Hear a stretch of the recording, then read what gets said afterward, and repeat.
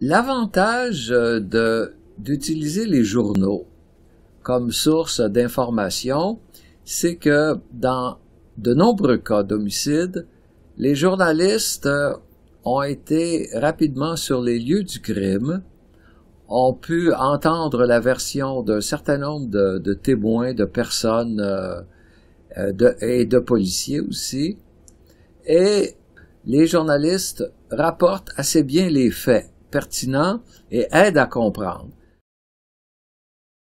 Or, notre objectif était de recueillir un nombre suffisamment grand d'homicides pour avoir un échantillon crédible et pour capter la diversité des homicides et donc en quelque sorte mesurer le mieux possible les homicides.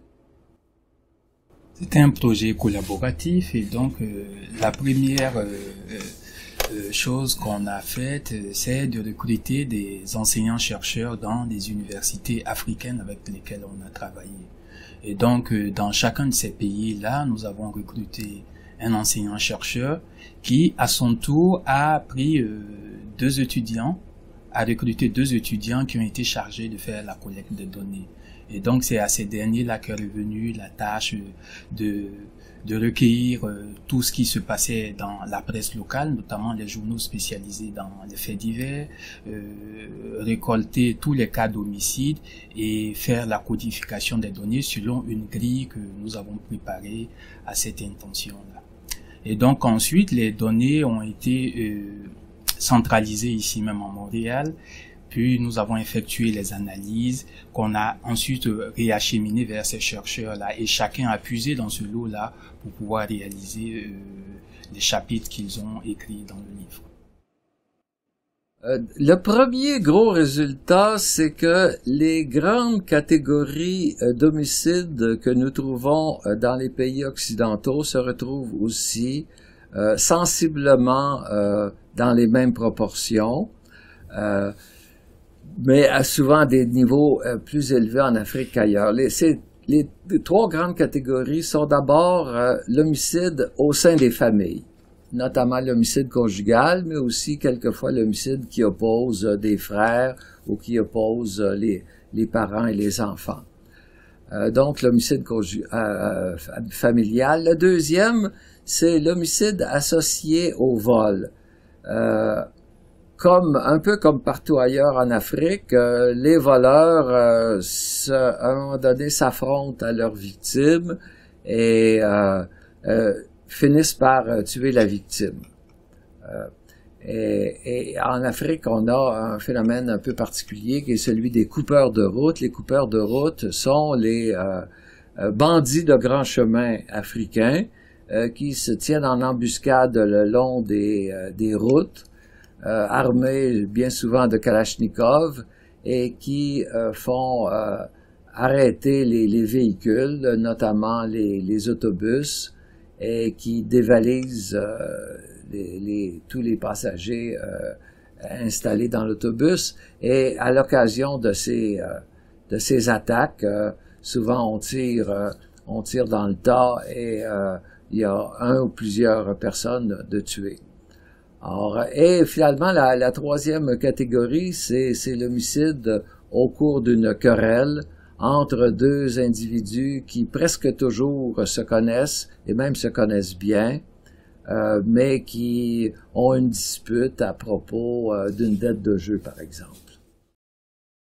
Une des conclusions qu'on peut tirer du fait que on trouve les mêmes catégories d'homicides en Afrique et ailleurs, c'est que finalement, en Afrique comme ailleurs, il y a un certain nombre de conflits fondamentaux qui, quand ils sont mal résolus, donnent lieu à de la violence.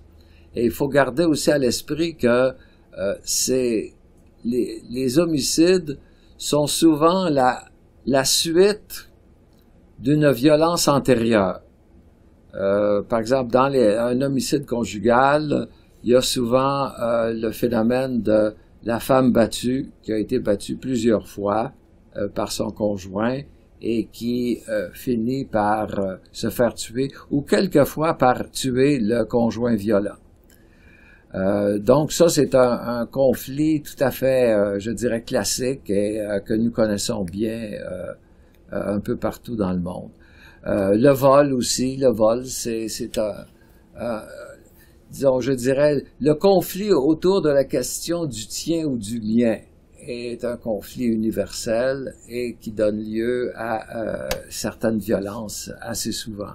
Et c'est ça. Et finalement, dans l'homicide querelleur, on a le conflit bien souvent à propos par exemple, d'une dette de jeu, surgit derrière le conflit le point d'honneur.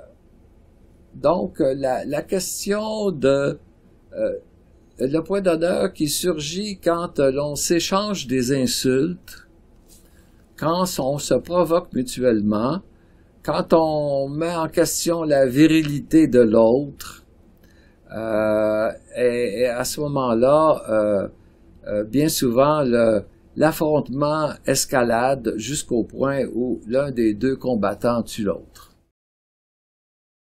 Un des résultats également, à côté de ces types qu'on pourrait qualifier d'universels, les homicides familiaux, querelleurs et les homicides liés à un crime, il existe également d'autres homicides qui sont atypiques, qu'on retrouve en Afrique plus qu'ailleurs.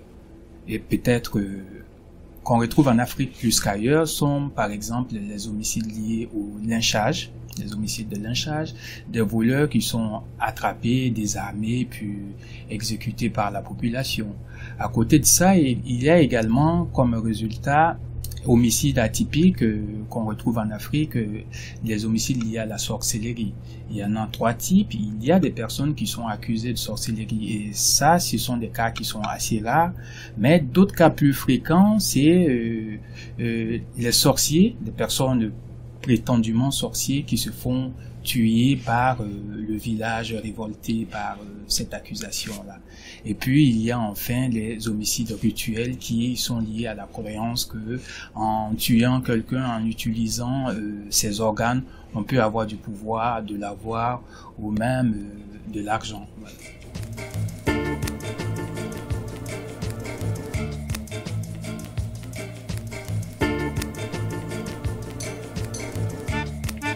Le livre est structuré en 5 parties. Dans une première partie, nous faisons l'état de l'évolution des homicides en Afrique au cours de ces dernières années, en tentant d'expliquer un phénomène qui a été constaté récemment, qui est la baisse tendancielle des homicides dans ces pays-là. Et donc, nous tentons de comparer les 4 pays que nous étudions ici avec l'ensemble des autres pays africains, mais aussi avec ce qui se passe sur les autres continents. Dans la seconde partie de l'ouvrage, nous avons fait des monographies sur chacun de ces pays, une étude sur les homicides en Côte d'Ivoire, une autre sur le Niger, une autre sur le Sénégal et une autre sur le Burkina Faso. Le but de cette partie était de relever les particularités qui sont propres à chacun de ces pays-là. Ensuite, dans la troisième partie de l'ouvrage, nous avons tenté d'analyser chacun des différents types des homicides, des principaux types d'homicides qu'on rencontre dans ces pays-là. Et il faut dire que dans la typologie qu'on a faite des homicides dans ces pays-là, on avait jusqu'à une vingtaine de types d'homicides. Certains qui sont universels et bien connus, qui constituent effectivement la majorité des homicides. Et donc, pour ces différents types d'homicides, nous avons tenté de donner les explications ou plutôt les facteurs qui pouvaient en rendre compte. Il y a également dans les types que nous présentons des types qui sont particuliers, qui sont propres à ces pays africains. Je veux parler des lynchages par exemple. Je veux parler également des homicides liés à la sorcellerie, à la croyance en la sorcellerie. Et c'est un phénomène qui est assez général dans ces pays que durant les périodes électorales, par exemple, il y a des enfants qui se font enlever et tuer parce que ces crimes rituels-là sont censés permettre de gagner des élections, par exemple. Et c'est général, ça fait partie de la culture de certaines personnes et qui y croient effectivement. Et ensuite, dans la quatrième partie de l'ouvrage, nous avons tenté de mettre en lien les homicides avec les lieux où ils se produisaient, le lien entre homicide et géographie. Parce que il est bien connu que le crime de façon générale et les homicides en particulier ne se produisent pas à la même fréquence partout sur le territoire. Il existe des zones de concentration criminelle. Enfin, dans la cinquième partie qui clôt l'ouvrage, nous avons tenté d'analyser les acteurs de la sécurité. Et c'est bien connu maintenant, en Afrique en général, tout ce qui est secteur économique est dominé par le secteur de l'informel. La sécurité ne fait pas exception.